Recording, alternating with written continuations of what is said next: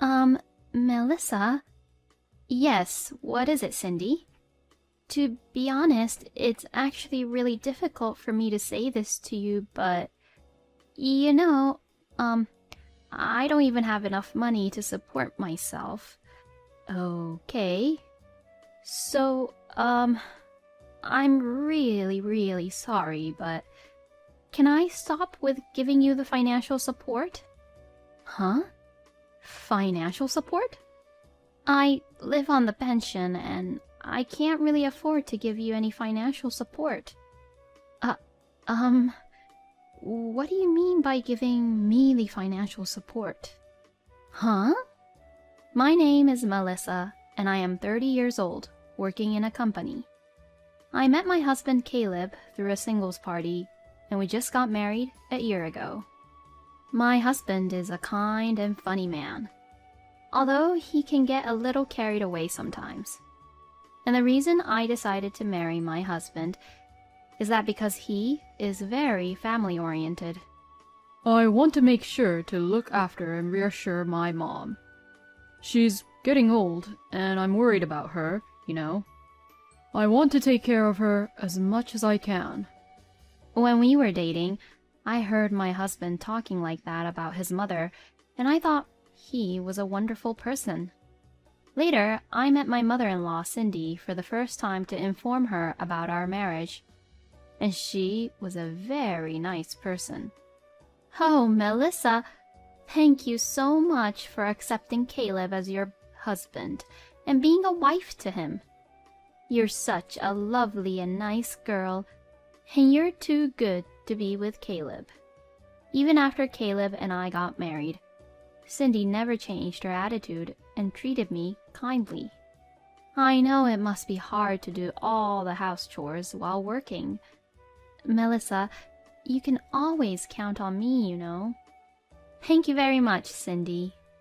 You often hear a lot of talks on TVs and radios about issues between the wife and her mother-in-law, but there's no such problem with Cindy and I have never once been mistreated by Cindy. Rather, she takes care of me like her own real daughter. But a little while after we got married, there was something that bothered me a little. It was not about Cindy, but it was about my husband. I'm exhausted today, so let's go to my mom's and have dinner. What? Today is your turn to cook dinner, right? So, I'm saying that I'm exhausted from work and don't want to do anything, so let's go to my mom's. But won't that be a hassle for Cindy if we go so suddenly without any prior notice? Oh, it's fine. Don't worry about that. Mom must be lonely too, so it'll be nice for her too to have us over and have a lively dinner all together. Cindy had lost her husband 3 years ago, and now she lives alone in their house. Her house is a bit large for one person to live alone, and she could certainly get lonely.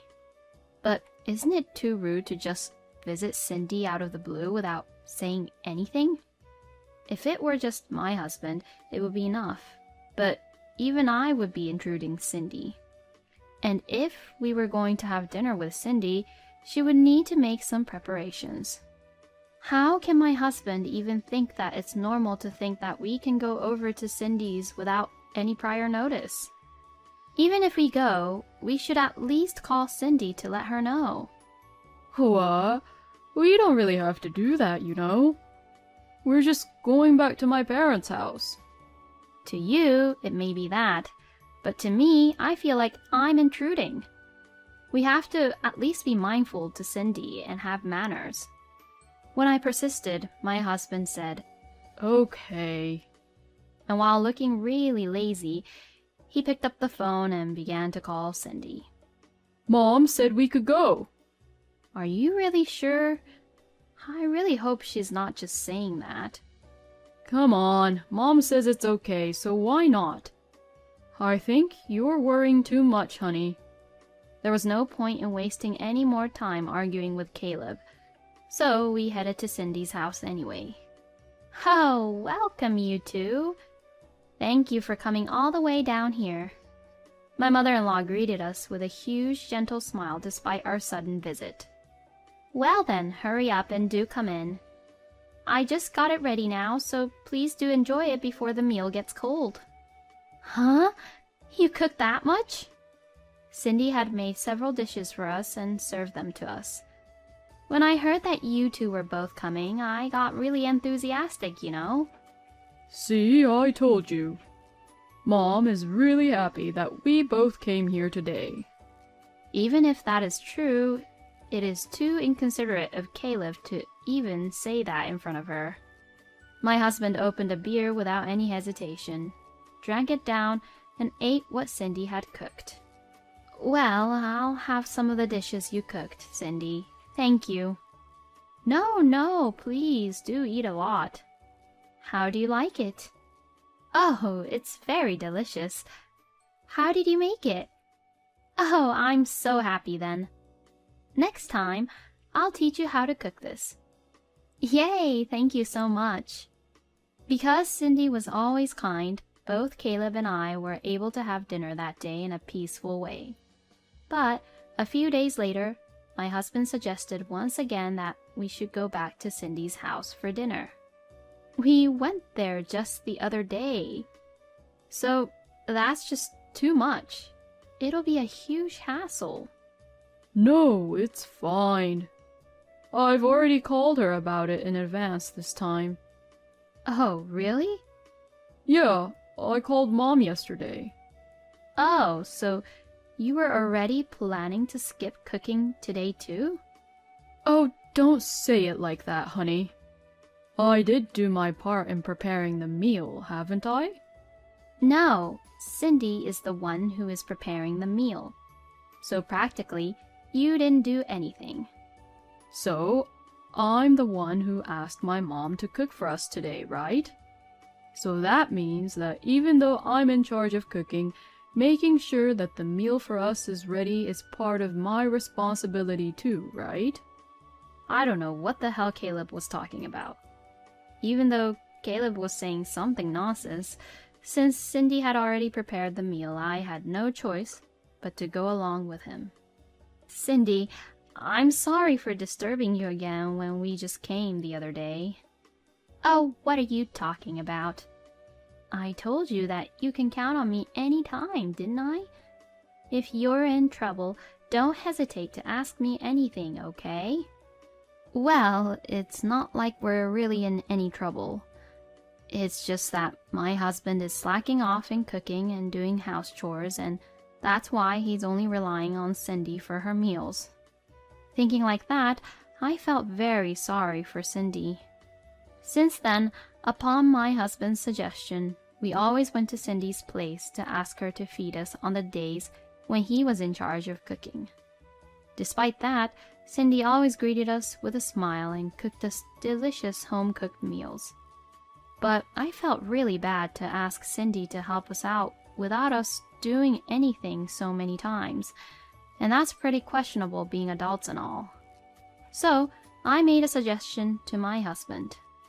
Hey, I'm not going to tell you to stop going to Cindy's, but I think we should at least thank her for cooking meals for us. Huh? Like what? I think we should give Cindy some financial support for food, since she's taken care of us so much. I don't think Mom really cares much about that, though. No, but I still feel bad.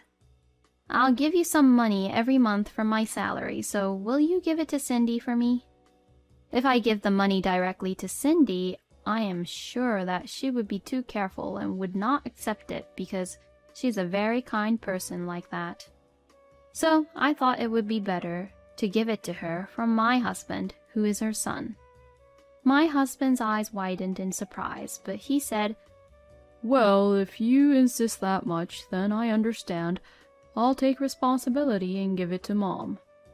I was relieved that I could now repay Cindy a little in this way.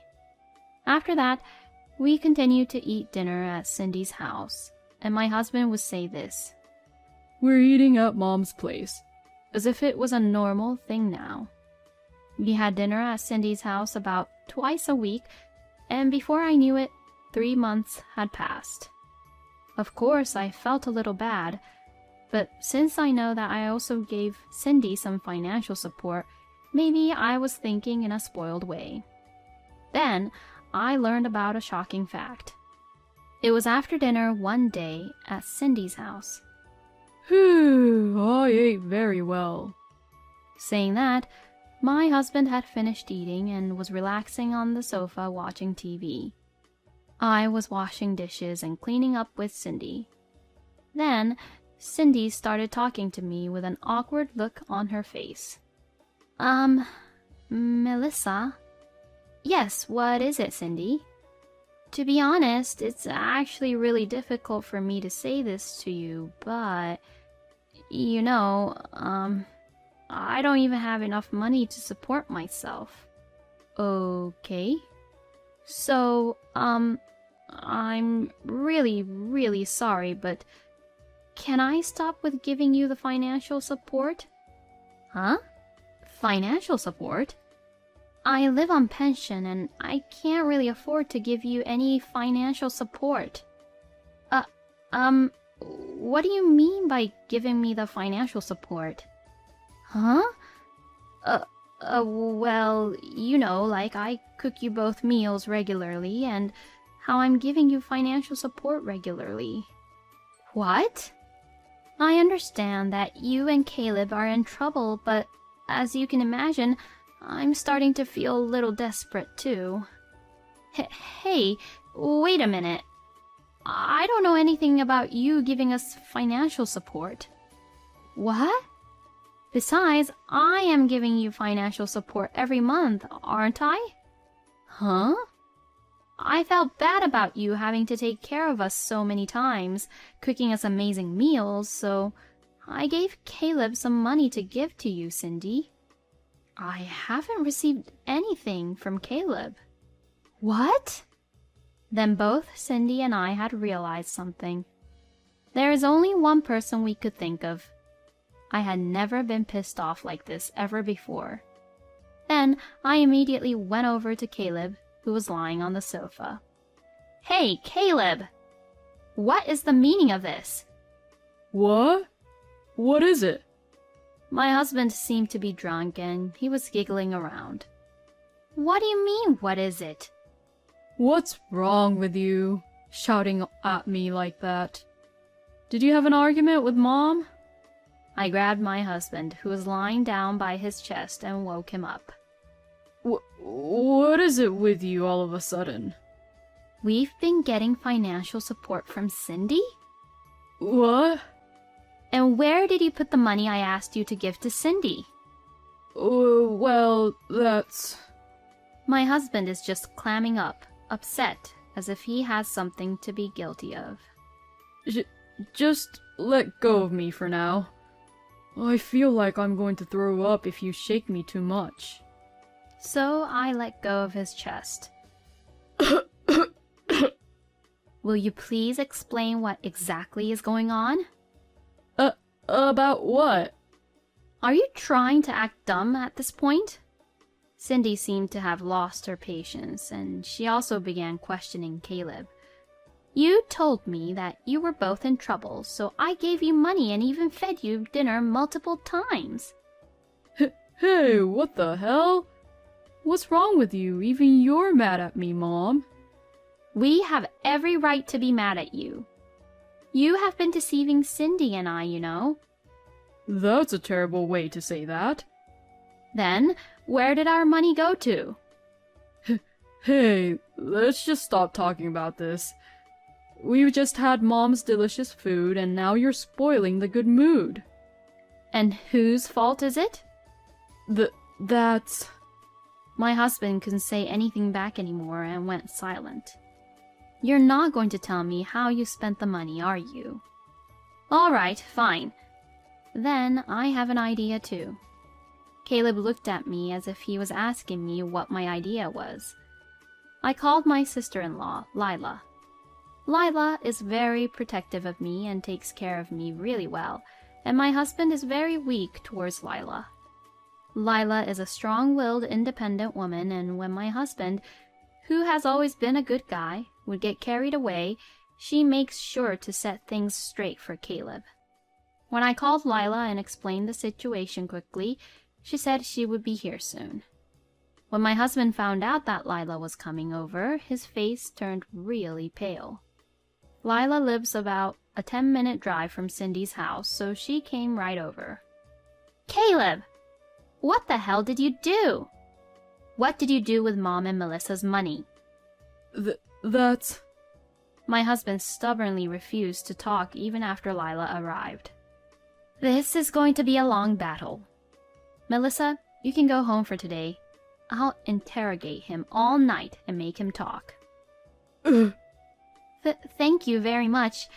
I'll be waiting for your update. So, I took Lila's word for it and decided to go home first. The next day, when I went to work as usual, I received a message from Lila. Caleb finally came clean.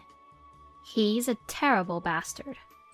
Can you come over to Mom's house again after work today? I wondered what it was.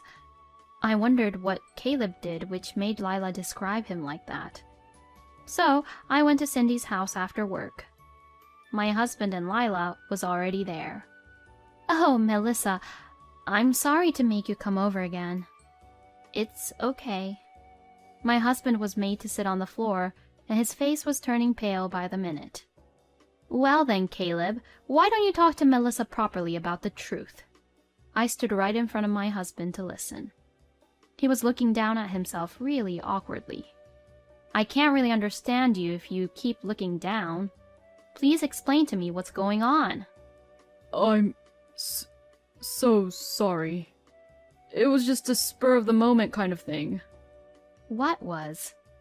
Well, I had an affair with another woman. Huh? I'm really sorry. So you were cheating on me behind my back? I guess so. You're such a bastard. I'm really sorry. And? What did you use the money on which Cindy and I gave you? Answer me properly. For the trip and the date and the hotels for the affair. And the travel fees. What? A trip? How did you even have the time? Oh. Don't tell me that you're talking about these business trips that you've been having frequently. My husband then nods awkwardly. Wow, I can't believe this. I can't believe that you lied about your job and went on a trip with a woman to have fun. I'm really sorry. It won't happen again, so please forgive me. Oh, there is no way that I will forgive you. We're getting a divorce. A divorce! No way. You can't just divorce me. It was a one-time mistake. Then, before I could get mad at Caleb for what he said, Lila and Cindy snapped. That's enough, Caleb. What you did is absolutely unforgivable. Yeah, that's right. And what do you mean it was just a one-time mistake? When you've been on numerous trips and you've been seeing her secretly many times. Divorce is a must. A wonderful person like Melissa shouldn't be pushed around by such a lousy brother like you, Caleb. You will definitely pay alimony for your affair and the money you stole from Mom and Melissa. Oh no. Then, Lila took out the official documents for divorce and handed them to me. She thought that I would need it, so she got it for me at the city hall, as well as a number for a lawyer. I checked the documents and signed the parts I needed to sign and gave it to Caleb. My husband was reluctant, but Lila and Cindy got angry with him again, so he signed it right away. Thus, like this, my divorce from my husband was finalized. Then, through my lawyer, I demanded alimony from Caleb and his mistress. Of course, I also claimed the money I had given to Caleb. I also heard that his mistress was also married, and since her husband is also demanding alimony from Caleb, he is now in huge debt. Currently, Caleb is living at Cindy's house, and both Lila and Cindy manages Caleb's wallet, making sure that he does not waste his money and that it is always used to pay off his debts. Because of this, Caleb only gets $10 every day to go to work, and once he uses the money for his lunch and so on, he won't have any money left. So, he can't even go to bars and afford any luxury, and he has no choice but to go home. Caleb deserves what he got, and it's not at all surprising that he now has to pay back the money he had used, when it wasn't even his money. Caleb is just a low-life scumbag, having an affair based off on other people's money. On the other hand, I live in an apartment now and I am living comfortably on my own. By the way, I still keep in touch with Cindy and Lila, and the three of us sometimes go out to dinner together. My ex-husband is a low-life scumbag, but the only thing I'm grateful to him is for giving me the opportunity to meet Cindy and Lila. Thank you for watching until the end. Please subscribe to our channel. We hope to see you in our next video.